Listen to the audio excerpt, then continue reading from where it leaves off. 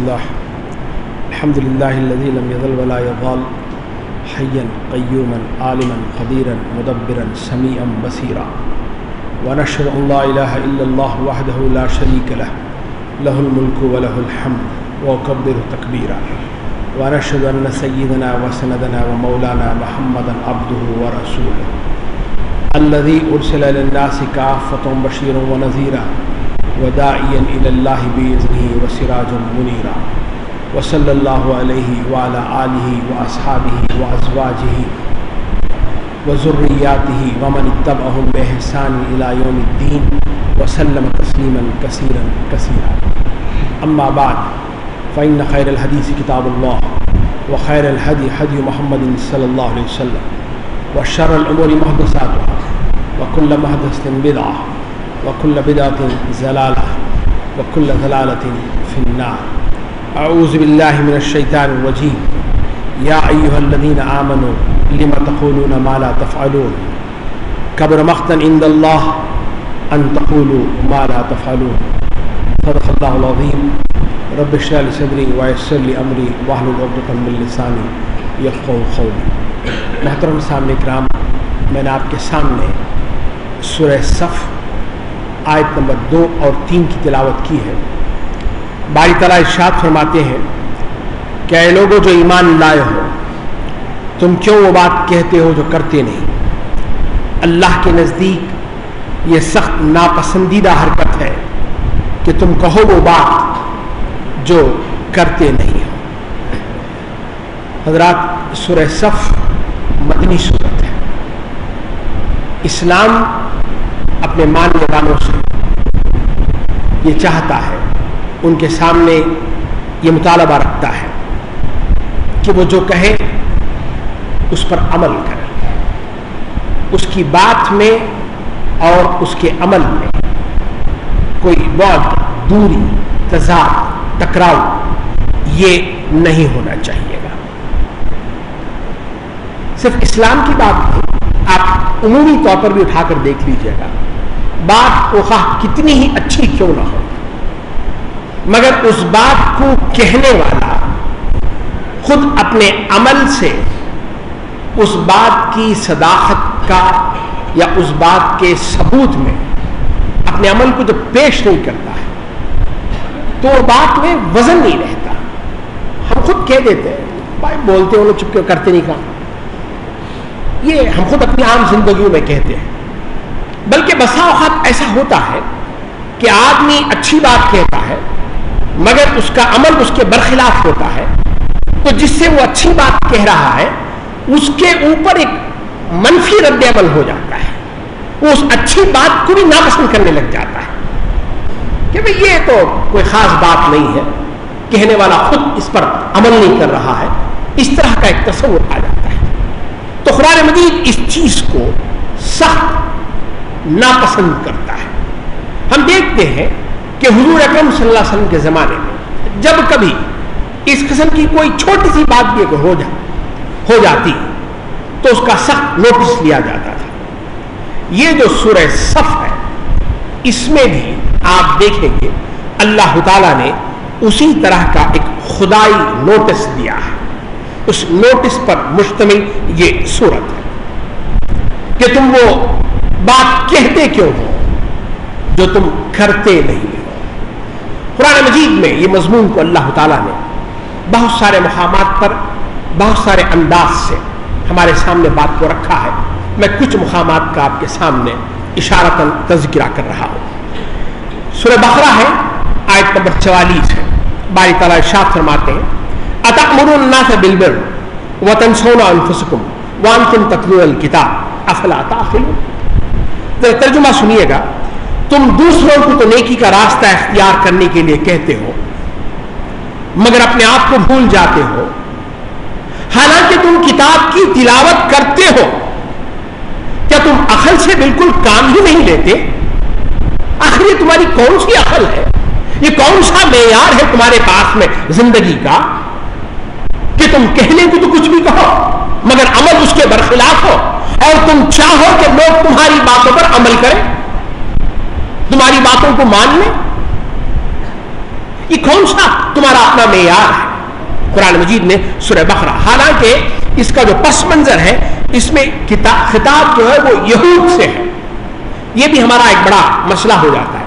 جب کبھی قرآن مجید کی آیات کی تلاوت کرتے ہیں، شان نزول کا اپنی ایک اہمیت ہے، میں اس کی نفی نہیں کر رہا ہوں، ہم کہتے ہیں کہ یہ آیات اس واقعے کے پس منظر میں آئی ہے تو بس ہم اپنے آپ کو الگ کر لیتے کہ بھئی یہ تو وہ واقعہ تھا، اس وقت میں یہ آیا تھا، بس بات ختم ہو گئی۔ یہ آیت ابو جہل کے بارے میں آئی، یہ آیت ابو بکر کے بارے میں آئی، یہ یہود کے بارے میں آئی، یہ نصارہ کے بارے میں، اب ہم کو چھٹی چلو۔ یہ ایک انداز ہو جاتا ہے پڑھنے کا، حالانکہ وہ ساری باتیں اس لیے کہی جا رہی ہیں کہ اللہ سے کسی کی دوستی رشتہ داری نہیں ہے، کوئی اس کے قریب نہیں ہے، رشتہ داری نہیں ہے اللہ کی کسی سے۔ اللہ کے ہاں جو چیز تم کو قریب کرنے والی ہے وہ تمہارا حسب نسب نہیں، وہ تمہارے اعمال ہوں گے۔ اگر تمہارے اعمال ان جیسے ہوں گے تو وہی معاملہ ہوگا جیسے ان کے ساتھ ہوا۔ اسی لیے قرآن ان سارے واقعات کو ہمارے سامنے رکھتا ہے۔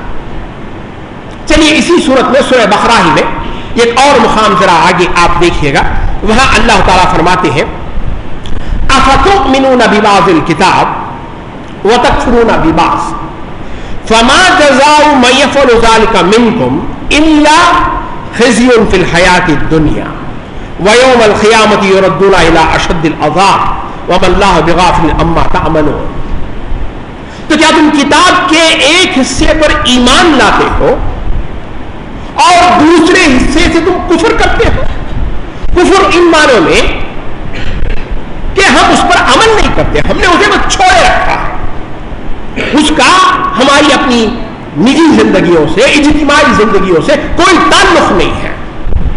تو قرآن مجید اس کے لیے کفر کا لفظ لے کر آ رہا ہے، افتؤمنون ببعض الکتاب وتکفرون ببعض، اور پھر اللہ کا فتویٰ سن لیجیے گا، اور جو کوئی ایسا کرے گا اس کی جزا اس کے علاوہ اور کیا ہو سکتی ہے کہ اس کی دنیا کی زندگی جو ہے اسے تنگ کر دی جائے، مشکلات، پریشانیاں، مصیبتیں، بلائیں، آفتیں سب۔ اور رہی آخرت کی بات، قیامت کی بات، وہ تو اشد عذاب کی طرف لوٹایا جائے گا، اور اللہ سب جانتا ہے جو کچھ تم کرتے ہو۔ ایک اور انداز دیکھیے قرآن مجید، قول اور فعل میں تضاد۔ سورہ فتح ہے، آیت نمبر 11 ہے۔ حضور اکرم صلی اللہ علیہ وسلم نے عمرے کا ارادہ کیا تو اس وقت آپ نے مدینے کے اطراف جو بدوی تھے ان سے بھی کہا کہ وہ آپ بھی ہمارے ساتھ چلیے گا۔ تو وہ لوگ، انہوں نے پہلے تو کہا کہ ضرور ہم آپ کے ساتھ چلیں گے۔ یہ وہ لوگ تھے جو ایمان کے دعوے دار تھے، مگر ایمان کا دعویٰ رکھنے کے باوجود، دعویٰ کرنے کے باوجود وہ صرف اپنے گھروں سے حضور کے ساتھ اس لیے نہیں نکلے کہ ان کو اپنی جان کا خوف تھا۔ وہ سمجھتے تھے کہ اس حالت میں مکے میں عین قریش کے گھر میں جا کر عمرہ ادا کرنا یہ اپنے آپ کو موت کے منہ میں ڈالنا ہے۔ صاف مکر گئے، وہ گئے۔ اللہ تعالیٰ ارشاد فرماتے ہیں سيقول لك المخلفون من الأعراب شغلتنا أموالنا وأهلنا فاستغفر لنا يقولون بألسنتهم ما ليس في قلوبهم۔ اللہ فرماتے ہیں اب وہ آ کر تم سے ضرور کہیں گے کہ ہم ہی اپنے اموال اور بال بچوں کی فکر نے مشغول کر رکھا تھا، ورنہ ہمارا ارادہ تو تھا ہم آپ کے ساتھ چلتے، مگر کیا کریں، کاروبار آ گیا، بیوی بچے آ گئے، آپ ہمارے لیے استغفار کریں۔ یہ وہ لوگ ہیں جو اپنی زبانوں سے وہ باتیں کہہ رہے ہیں جو ان کے دلوں میں نہیں ہوتی۔ اللہ نے ایک اور مثال دی، سورۃ الشعراء آیت نمبر 225 اور 226، شاعروں کے بارے میں، ایسے شاعر جن کے اندر ایمان اور عمل صالح نہیں ہے، بوبے قسم کے، کچے قسم کے، ایسے شاعروں کے بارے میں قرآن مجید کا تجزیہ ہے۔ اللہ فرماتے ہیں الم تر انہم فی کل واد یہیمون وانہم یقولون ما لا یفعلون، تم دیکھتے ہو کہ وہ ہر وادی میں گھومتے پھرتے ہیں، کبھی زمین پر پہنچ گئے، کبھی آسمان پر پہنچ گئے، کہیں وہاں کبھی یہاں، اور یہ وہ لوگ ہیں جو ایسی باتیں کہتے ہیں جو کرتے نہیں ہیں۔ تضاد فعل اور قول میں ایک اور مثال اللہ رکھ رہا ہے، سورہ آل عمران ہے، آیت نمبر 167 ہے، مفہوم رکھ رہا ہوں۔ منافقین کا نقشہ اللہ کھینچ رہے ہیں، وہ منافق کہ جب ان سے کہا گیا آؤ اللہ کی راہ میں جنگ کرو یا کم از کم اپنے شہر کی مدافعت ہی کرو، اپنے گاؤں پر حملہ ہو رہا ہے مدینے پر، چلو کم از کم اسے ڈیفنس تو کرو، تو کہنے لگے اگر ہمیں علم ہوتا کہ آج جنگ ہوتی ضرور تو ہم آپ کے ساتھ ضرور چلتے۔ بھائی ہمیں اندازہ نہیں، بس آپ بیکار کے خامخواہ کی ایکسرسائز کر رہے ہیں، یہاں چلو وہاں چلو وہاں چلو، جنگ ہوگی تو ہم بھی ساتھ چلتے نا، ہم کو بھی معلوم ہے۔ تو اللہ فرماتے ہیں کہ جس وقت وہ بات اپنی زبانوں سے کہہ رہے تھے اس وقت وہ ایمان کی نسبت کفر سے زیادہ قریب تھے، اور اللہ فرما لیتے ہیں یقولون بافواہہم ما لیس فی قلوبہم واللہ اعلم بما یکتمون، وہ اپنی زبانوں سے وہ باتیں کہتے تھے جو ان کے دلوں میں نہیں ہوتی تھی، اور وہ جو کچھ اپنے دلوں میں چھپاتے ہیں اللہ اسے خوب جانتا ہے۔ اس طرح کی بہت ساری آیات قرآن مجید ہمارے سامنے رکھتا ہے، بہت سارے نمونے ہمارے سامنے رکھتا ہے کہ یہ وہ لوگ ہیں، یہ وہ انداز ہے جہاں پر تم قول اور اس فعل کے تضاد کو دیکھ لے سکتے ہو۔ سورہ صف کو خاص اس پس منظر میں آپ دیکھیے گا، قول اور فعل کے تضاد کو، بڑا عجیب نقشہ اللہ نے اس سورہ صف میں رکھا ہے، غالباً 14 آیات ہے، اس کے اندر 4 باتوں کا ذکر ہے۔ اس میں سورت کو پڑھنے کا مختلف انداز ہو سکتا ہے، یہ ایک انداز ہے جو میں آپ کے سامنے رکھ رہا ہوں۔ اللہ نے 4 باتوں کا ذکر کیا ہے۔ سب سے پہلے قول اور فعل کا تضاد، آیت نمبر 1 تا 4۔ پھر اس کے بعد میں جب تمہارے اندر قول اور فعل کا تضاد آ جائے گا تو اس کی سزا کیا ہوگی، اس کا ذکر اللہ نے مثالوں کے ساتھ آیت نمبر 5 تا 9۔ پھر تیسری بات، اس قول و فعل کے تضاد کو چھوڑو، تم کو کرنا کیا ہے، اس کا ذکر اللہ تعالیٰ نے آیت نمبر 10 تا 11۔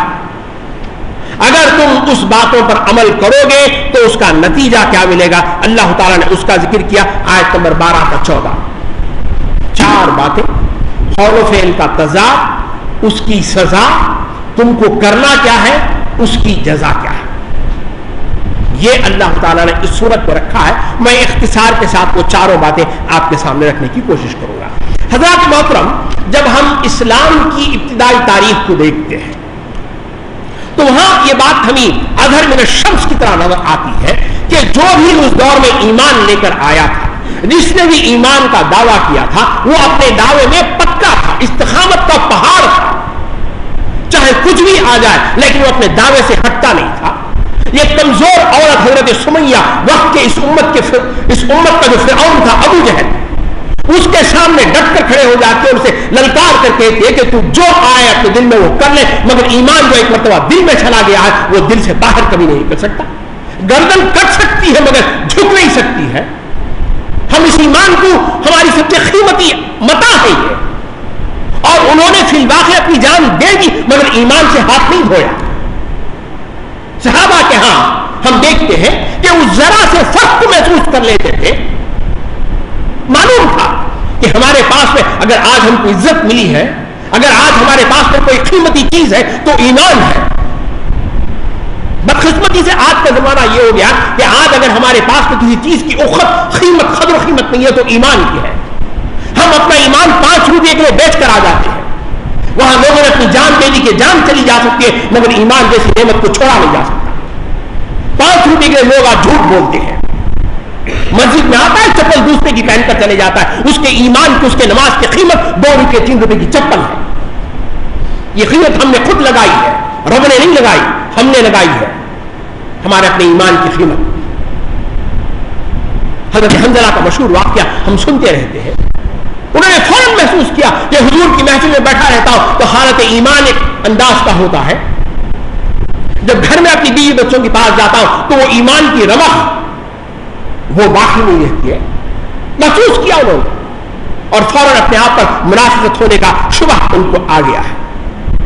قرآن مجید سورہ احزاب میں آیت نمبر 22 اور 23 میں ایک نقشہ رکھتا ہے. جنگ احزاب کا موقع ہے، 10,000 کی فوج، مدینہ ایک چھوٹی ہی بستی، میں سمجھتا ہوں 3-4 ہزار قسم کے مسلمان ہوں گے. سامنے سے گھیرا ڈال دیا گیا ہے، مسلمان سامنے ہیں، پیچھے عورتیں ہیں، اس کے پیچھے یہود ہے. ایک بڑا کرٹیکل سچویشن ہے. 10,000 کا لشکر سامنے آتے ہوئے دیکھ کر قرآن مجید نقشہ کھینچتا ہے. اللہ ارشاد فرماتے ہیں ذرا مومنوں کا حال دیکھیے گا. وَلَمَّا رَأَى الْمُؤْمِنُونَ الْأَحْزَابَ، جب مومنوں نے دیکھا اس احزاب کو، حزب کی جماعت کو، بڑی فوج آ گئی ہے، قالوا، انہوں نے فرمایا هَذَا مَا وَعَدَ اللَّهُ وَرَسُولُهُ، یہ وہی بات ہے جس کا وعدہ اللہ اور اس کے رسول نے کہا تھا ہم سے. اور پھر فرمایا وَصَدَقَ اللَّهُ وَرَسُولُهُ، اور اللہ کے رسول کی بات سچی ہے. وَمَا زَادَهُمْ إِلَّا إِيمَانًا وَتَسْلِيمًا، اس چیز نے ان کے ایمان میں اور اضافہ کر دیا کہ یہی وہ بات ہے جس کا رسول اور اللہ نے وعدہ کیا ہے. جو دشمن تمہارے اوپر آئیں گے، مشکلات آئیں گی، وہ اب آ گئی ہے اس میں سامنے. قرآن مجید آگے کہتا ہے من المؤمنین رجال، اس میں سے کچھ ایسے لوگ بھی ہیں صدقوا ما عاهدوا الله علیہ فمنهم من قضى نحبه ومنهم من ينتظر. اس میں سے کچھ لوگ ایسے بھی ہیں جنہوں نے اللہ سے اپنے کیے ہوئے وعدوں کو پورا کر دکھایا. کوئی اپنی نظر پوری کر چکا ہے، کوئی اپنے وقت کے انتظار میں ہے. اور یہ کہ اللہ تعالیٰ بتائے وما بدلوا تبدیلا، ان کے اس ارادے میں ذرہ برابر بھی تبدیلی نہیں آئی ہے. قول اور فعل کا تضاد ان کے اندر نہیں آیا ہے. انہوں نے جس بات کو سچ سمجھا اس کو آخر لمحے تک سچ سمجھا اور اسی سچ پر اپنی جان بھی انہوں نے دے دی ہے. مگر بعد میں ہوا یہ کہ کمزور قسم کے ایمان والے منافقین بھی اسلام کے سمجھ میں آ کر جم گئے. یہ وہ لوگ تھے جو مخلص مومنوں سے زیادہ بلند آواز میں رسول سے باتیں کرتے تھے، دعوے کرتے تھے. وہ رسول سے آ کر کہتے تھے کہ آپ ہمیں اجازت دیں، آپ ہمیں حکم دیں، ہم اسلام کے دشمنوں کا خلا خلا کر دیں گے، ہم ان کو ختم کر دیں گے. بڑی بڑی باتیں، لمبی چوڑی باتیں. اللہ تعالیٰ نے ان کی باتوں کا ذکر کیا ہے سورہ محمد صلی اللہ علیہ وسلم آیت نمبر 20 میں. اللہ فرماتے ہیں اور وہ لوگ جو ایمان لائے کہتے ہیں کہ کوئی سورت جہاد کے بارے میں کیوں نہیں نازل ہوتی. اور ہوا یہ کہ ایک سورت نازل ہو گئی جہاد کی. سورہ محمد کا دوسرا نام سورہ قتال ہے. اس میں اللہ تعالیٰ نے اجازت دے دی کہ لڑو مارو. اللہ فرماتے ہیں اس میں سورہ محمد صلی اللہ علیہ وسلم آیت نمبر 4 ہے، پس جب ان کافروں سے تمہارے مقابلے کی نوبت آئے تو ان کی گردنیں اڑا دو. جیسی آیت آئی اب ان کا کیا حال ہوا؟ جیسے غبارے میں سے ہوا نکلتی ہے ویسے ہو گئے. رسول سے نظریں ملاتے ہوئے کترانے لگے، چھپنے لگے. حالانکہ یہی وہ لوگ تھے جو آیات کے آنے سے پہلے بڑے بڑے دعوے کرتے تھے، ہم یہ کریں گے، ہم وہ کریں گے. اللہ اس کا نقشہ کھینچتے ہیں. سورہ محمد صلی اللہ علیہ وسلم آیت نمبر 20 ہے فَإِذَا أُنزِلَتْ سُورَةٌ مُحْكَمَةٌ وَذُكِرَ فِيهَا الْقِتَالُ رَأَيْتَ الَّذِينَ فِي قُلُوبِهِم مَّرَضٌ يَنظُرُونَ إِلَيْكَ نَظَرَ الْمُغْشِيِّ عَلَيْهِ مِنَ الْمَوْتِ فَأَوْلَىٰ لَهُمْ. جب ایک سورت پختہ سورت ان پر نازل کر دی گئی جس میں قتال کا حکم دے دیا گیا تھا، تو اے نبی آپ دیکھتے ہیں ان لوگوں کو جن کے دلوں میں بیماری تھی، وہ آپ کی طرف ایسی نگاہوں سے دیکھتے جیسے ان پر موت کی غشی چاری ہو گئی ہے. موت کا خوف ان کے چہروں سے نظر آ رہا ہے. فاولا، بڑا ہی افسوسناک حال ہے. بڑی بڑی باتیں، دعوے ہیں، مگر جب ان دعووں کو پورا کرنے کا، ان باتوں کو سچا کرنے کا وقت آیا ہے تو سارے خواب ان کے چکنا چور ہو گئے اور وہ پیچھے ہٹ گئے. اس پر اللہ کا ذرا غصہ دیکھیے. سورہ توبہ ہے آیت نمبر 38 ہے. یا ایھا الذین آمنوا، مجھ سے اور آپ سے ہی خطاب ہے. یا ایھا الذین آمنوا ما لکم اذا قیل لکم انفروا فی سبیل اللہ اثاقلتم الی الارض. اے لوگوں جو ایمان لائے تمہیں کیا ہو گیا جب تم سے کہا جاتا ہے کہ تم اللہ کی راہ میں نکلو تو تم زمین سے چمٹ جاتے ہو؟ کیا تم نے اس زمین کی دنیا کو، اس دنیا کی زندگی کو آخرت کے مقابلے میں ترجیح دے دی؟ تو جان لو یہ دنیا کی زندگی آخرت کے مقابلے میں بہت کم نکلے گی، اس کی کوئی قدر و قیمت نہیں ہوگی. اگر تم اللہ کی راہ میں نہیں نکلتے ہو تو اللہ تمہیں عذاب دے گا اور تمہاری جگہ دوسری قوم کو لے کر آئے گا اور تم اللہ کا کچھ بگاڑ نہیں سکتے. یہ وہ آیات ہے سورہ توبہ کی آیت نمبر 38. اللہ کا غصہ دیکھیے. سورہ صف جو آیت میں نے آپ کے سامنے کبر مقتا عند اللہ، غیظ اور غضب سے آگے کی کیفیت ہے. عرب کے زمانے میں ایک رواج تھا، بیٹا باپ کی موت کے بعد اپنی سوتیلی ماں سے شادی کر لیتا تھا، جو ان کے ہاں خود جو ہے ایک بڑی ہی گھناؤنی حرکت تھی. اس نکاح کو نکاح المخت کہتے تھے. بڑی ایک بیکار کی چیز، گھناؤنی چیز، نفرت، اظہار بیزاری. کبر مقتا عند اللہ، دعوے اتنے بلند، محبت خداوندی اور اس کے رسول کے تقاضے، ہم فلاں کریں گے، یہ کریں گے، وہ کریں گے، لیکن جب عمل کی بات آتی ہے تو نہ اللہ سے وفاداری ہے نہ رسول کی تابعداری ہے. اللہ اور اس کے رسول اور اس کے لائے ہوئے دین کے لیے نہ غیرت ہے نہ حمیت ہے. وہ دین ہماری آنکھوں کے سامنے پامال ہوتا ہے، پھر بھی ہم اپنی دنیا میں اپنے دھندوں میں لگے ہوئے ہوتے ہیں. وہ دین ختم کیا جا رہا ہے آج ہماری آنکھوں کے سامنے، اسی دین کے نام لیوا ہم لوگ ہیں، پھر بھی ہم دنیا کو سمیٹنے، اسے سجانے، اسے بچانے کی فکر میں لگے ہوئے ہیں. اللہ فرماتے ہیں یہ قول و فعل کا تضاد اللہ کے ہاں پسندیدہ نہیں ہے، اللہ کو یہ پسند نہیں ہے. اگر تم واقعی مومن ہو، اگر تم کو واقعی اللہ سے محبت ہے تو اللہ کے دیے ہوئے اس مال و جان کو اللہ کے اس دین کی حفاظت میں لگاؤ. اگر تم واقعی اللہ کے اس رسول سے محبت ہے تو اس رسول کے مشن کو کامیاب کراؤ. یہ قرآن کہتا ہے. اگر تم ایسا نہیں کرتے ہو تو جان لو یہ یہود کی عادت ہے، یہود کی عادت ہے. سورہ مائدہ ہے آیت نمبر 24 ہے، فَاذْهَبْ أَنْتَ وَرَبُّكَ فَقَاتِلَا إِنَّا هَاهُنَا قَاعِدُونَ. موسیٰ جاؤ تم اور تمہارا رب جا کے لڑو، میں ہم بیٹھے رہیں گے یہاں. یہ ہے وہ بیماری جو آج ہمارے پاس میں آئی ہے. اس کی سزا کیا ہے؟ سورہ صف آیت نمبر 5، فَلَمَّا زَاغُوا أَزَاغَ اللَّهُ قُلُوبَهُمْ. جب ان کے دلوں نے کجی ٹیڑھ اختیار کیا تو اللہ نے ان کے دلوں کو موڑ دیا، ٹھیرا کر دیا. جاؤ مرو، مجھے کیا، اللہ کو کچھ بگڑنے والا نہیں ہے. قول اور فعل کا تضاد جب آئے گا تو اس کی سزا یہ ہوگی، اللہ دلوں کو ٹیڑھ دیں گے، ٹیڑھا کر دیں گے، اس میں کجی پیدا ہو جائے گی، تم سیدھے راستے کو چھوڑ کر ہٹ جاؤ گے. اور اللہ نے دو واقعات آگے بتائے. حضرت موسیٰ علیہ السلام کا واقعہ بھی ہے، پھر حضرت عیسیٰ علیہ السلام کا واقعہ بھی قرآن ہمارے سامنے رکھتا ہے. عیسیٰ آئے ہیں اور انہوں نے یہود سے کہا کہ میں رسول ہوں جس کی نشانیاں تورات میں تم پاتے ہو، میں اس کا مصداق بن کر آیا ہوں. نہ صرف اس کا مصداق بلکہ تمہاری کتابوں میں جو آخری رسول آنے کی جو نشانیاں ہیں میں اس کا نام بھی تمہیں بتا دوں گا. اور آپ نے نام بھی بتا دیا کہ اس کا نام جو ہے احمد ہوگا. یہ ساری باتیں جو ہے حضرت عیسیٰ نے بتائی، مگر یہود نے کیا کیا؟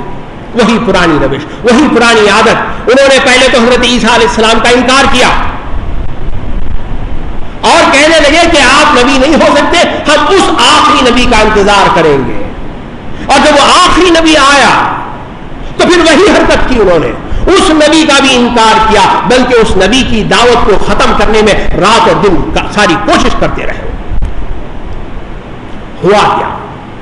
اللہ نے سورہ صف میں اس کا ذکر کیا. اللہ نے تمہاری تمام ساری کوششیں ان کو اللہ نے یکلخ ختم کر کے رکھ دیا اور اپنے دین کو اللہ تعالیٰ نے غالب کر کے دکھا دیا. یہ دو سزائیں ہوں گی اگر ہمارے اندر قول اور فعل کا تضاد ہوگا. پہلی سزا یہ ملے گی کہ ہمارے دل ٹیڑھے ہو جائیں گے، سیدھے راستے سے ہٹ جائیں گے. اور دوسری سزا یہ ہوگی کہ اللہ تعالیٰ ہماری ساری کوششوں ختم کر کے رکھ دے گا. ساری کوششوں کو اللہ ختم کر دے گا. اب اس کے بعد میں اللہ تعالیٰ نے بتایا کرنے کا کام کیا ہے، تم کیا کرو. سورہ صف کے حوالے سے میں یہ چاروں باتیں آپ کے سامنے رکھ رہا ہوں. وہاں اللہ نے بتایا آیت نمبر 10 اور 11 دیکھیے گا. اے لوگوں جو ایمان لائے ہو، کیا میں تمہیں وہ بہترین تجارت بتاؤں جو تمہیں عذاب علیم سے بچا دے؟ اور وہ کیا ہے؟ کرنے کے دو کام تمہیں.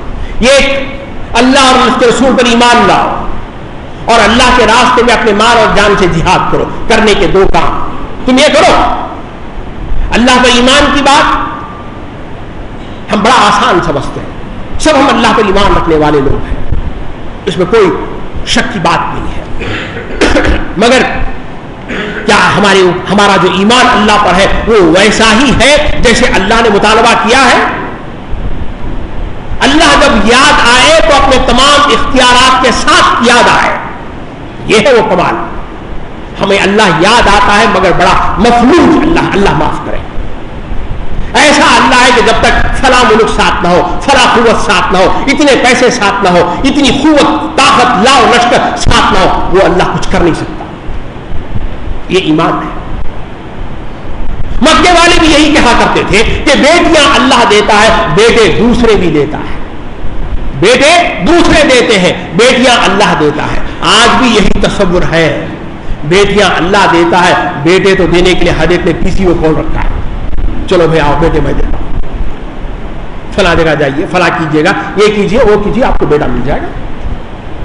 نہ اللہ نے اپنے سارے خلندان اپنے ہاتھ میں رکھے, اس نے کسی کو دیا نہیں ہے, اس نے کہیں پیسی کو کھول نہیں رکھی ہے, کوئی برانچ نہیں ہے.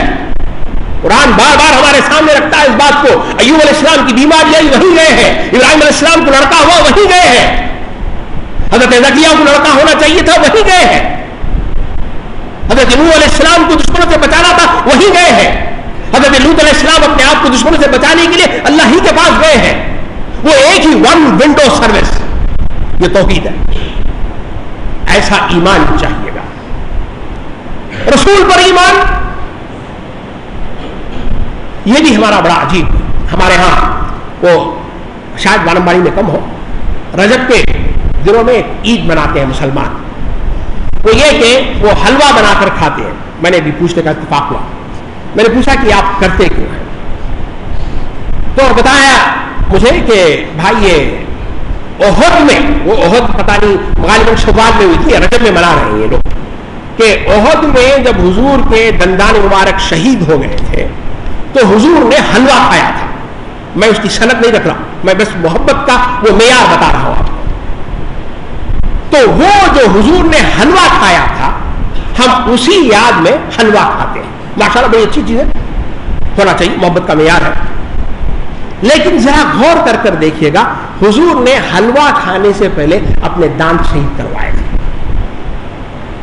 پہلے تم وہ کرو پھر حلوہ کھاؤ تو بات بنے گی. ہم دانت توڑوانے کے لیے تیار نہیں ہیں, مگر حلوہ کھانے میں ہم آگے ہیں, اور ہم سمجھتے ہیں کہ یہ رسول کی محبت کا ایک اعلیٰ ترین معیار ہے. اللہ بچا. یہ ہے رسول کی محبت کا معیار. پھر تیسری بات جو دوسرا کرنے کا کام تھا وہ یہ تھا کہ تم اللہ کی راہ میں اپنے مال اور اپنی جان سے جہاد کرو. مال اور جان اس کا دیا ہوا ہے, یہ تو اس کا کرم کہیے گا کہ دیا اسی نے, مانگ بھی رہا ہے وہی, اور اس وعدے پر کہ میں 1 کا 2 نہیں 10 نہیں 700 100 نہیں 700 بلکہ واللہ یضاعف لمن یشاء, اللہ چاہے تو 700 سے بھی زیادہ دے گا. اس کا کرم کہیے گا. ہم سے مانگتا ہے اور دے کر خود مانگتا ہے, اور اس پر دینے کا وعدہ بھی کرتا ہے.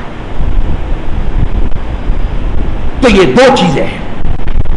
اگر تم یہ 2 کام کرو گے تو پھر چوتھی بات آئی. پہلی بات قول اور فعل کا تضاد نہیں ہونا چاہیے. اگر ہوگا تو تمہارے اندر کجی پیدا ہوگی اور تمہاری ساری کوششیں ختم. تیسری بات, تم کو کرنا کیا ہے؟ کرنا یہ ہے کہ تم اللہ اور اللہ کے رسول پر ایمان لاؤ اور اللہ کے راستے میں, اس کے دین کے راستے میں اپنے مال اور جان کو لگاؤ. اگر تم ایسا کرو گے تو 2 طرح کے انعامات کا وعدہ ہے. سب سے پہلے اخروی انعام دیں گے ہم. 4 باتوں کا ذکر ہے. یغفر لکم ذنوبکم. ہم میں سے کون ایسا ہے جو یہ دعویٰ کر سکتا ہے کہ ہم سے گناہ ہوا ہی نہیں؟ ہے کوئی ایسا؟ کوئی نہیں. یہ ہمارا تصور ہے, مولوی سے گناہ نہیں ہوتا, ڈاکٹر کو بیماری نہیں آتی. مجھے غلط تصور, یہ غلط تصور. مولوی سے بھی گناہ ہوتا ہے, ڈاکٹر کو بھی بیماری آتی ہے. کوئی بھی بچا ہوا نہیں ہے. جب تک جان ہے تب تک خطرہ ہے. اور اللہ فرماتے ہیں کہ اگر تم نے ایسا کیا میں تمہارے گناہوں کو مٹا دوں گا. آگے کا مرحلہ, وَيُدْخِلُكُمْ جَنَّاتٍ, میں تم کو جنت میں داخل کر دوں گا. دوسرا بڑا انعام. اور اس جنت کے تعلق سے، اس کی نعمتوں کی تعلق سے صرف ایک آیت کافی ہے. سورہ حامیم سجدہ ہے، آیت نمبر 31 ہے، وَلَكُمْ فِيهَا مَا تَشْتَهِي أَنفُسُكُمْ وَلَكُمْ فِيهَا مَا تَدَّعُونَ. جو کچھ تم چاہو گے وہ تمہیں ملے گا، جو کچھ تمہاری ضرورت ہوگی وہ تمہیں ملے گا، جو کچھ تم وہاں طلب کرو گے وہ تمہیں ملے گا. اللہ نے یہ نہیں کہا کہ فلاں ملے گا، فلاں ملے گا، فلاں ملے گا، اس لیے کہ آدمی کی ضرورتیں، خواہشیں الگ الگ ہوا کرتی ہیں. مجھے کچھ اور پسند ہے، آپ کو کچھ اور پسند ہے. آپ کی پسند آپ کو ملے گی، آپ کی پسند آپ کو ملے گی. تو میں تمہیں جنت میں داخل کروں گا. پھر تیسری بات، ایسی جنت جس کے نیچے نہریں بہ رہی ہیں، ایسے مکانات، جنات العدن، وہاں مکانات بڑا ہی پرسکون ماحول، نہ سردی نہ گرمی، معتدل آب و ہوا. اور اللہ فرماتے ہیں کہ یہ جو چیز اللہ تمہیں دے گا، ذالک الفوز العظیم، بہت بڑی کامیابی ہے.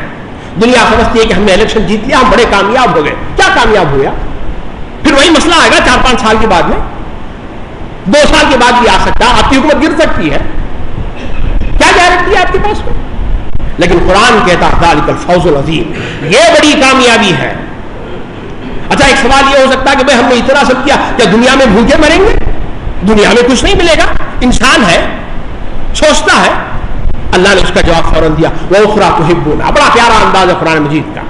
وَأُخْرَىٰ تُحِبُّونَ. اور یہ دوسری چیز جو تم کو پسند ہے، تم چاہتے ہو کہ ہم دنیا میں جنگ لڑیں، ہم کامیاب ہو جائیں، ہماری حکومت قائم ہو، فلاح ہو، پیسہ ہو، دولت ہو، گھر ہو، فلاح ہو. وَأُخْرَىٰ تُحِبُّونَهَا نَصْرٌ مِّنَ اللَّهِ وَفَتْحٌ قَرِيبٌ وَبَشِّرِ الْمُؤْمِنِينَ. اے نبی، آپ مومنوں کو بشارت دیجیے گا کہ تم جو چاہتے ہو وہ بھی تمہیں ملے گا. تم اس دنیا کی زندگی میں کچھ چیزیں چاہتے ہو وہ بھی اللہ دے دے گا، جاؤ لے لو. صرف یہ نہیں، آگے ایک اور بشارت بھی دی اللہ نے، وہ یہ کہ تمہارے دشمنوں کے خلاف اللہ تمہاری مدد کرے گا. جب اللہ تمہاری مدد کرے گا تو کون ہے جو اللہ کے سامنے کھڑے؟ تمہارے دشمنوں کو اللہ ختم کر کے رکھ دے گا.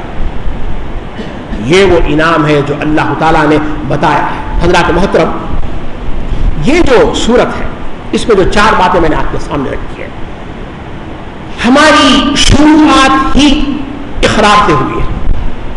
ہم نے اقرار کیا ہے، وہاں سے ہماری شروعات ہے. اللہ سورہ اعراف میں اس کا منظر رکھا ہے، الست بربکم قالوا بلی.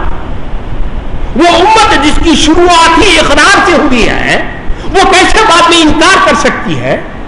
اس کا کلمہ ایک عہد ہے، ایاک نعبد ایک عہد ہے، ایاک نستعین ایک وعدہ ہے. وعدہ ہے وہ کہ ہم مدد طلب کریں گے تو تجھی سے کریں گے. ذرا غور کر کر دیکھیے گا کہیں ہمارے اس عمل میں کھوٹ تو نہیں آ گیا ہے، کہیں کمی تو نہیں آ گئی ہے کہ جس کی وجہ سے آج اتنے سارے مسائل آج ہمارے سامنے گھرے ہوئے ہیں. مسائلوں کا ایک عطا سمندر ہے جو آج ہمارے سامنے کھڑا ہوا ہے. اس کی وجہ قرآن ان کو رکھتا ہے. تو ہر ایک غور کرے کہ کہیں میرے اندر وہ خور و عمل کا تضاد تو نہیں آیا ہے. حضرات محترم، یہ پتے کی بات بتا کر میں اپنی بات ختم کرتا ہوں. آج کے منافق اتنے پکے منافق ہوتے ہیں، آج کے منافق اتنے پکے منافق ہوتے ہیں کہ خود ان کو بھی کبھی بھی اپنی منافقت کا پتہ نہیں چلتا. اقول قولی ھذا استغفر اللہ لي ولكم ولسائر المسلمين والمسلمات.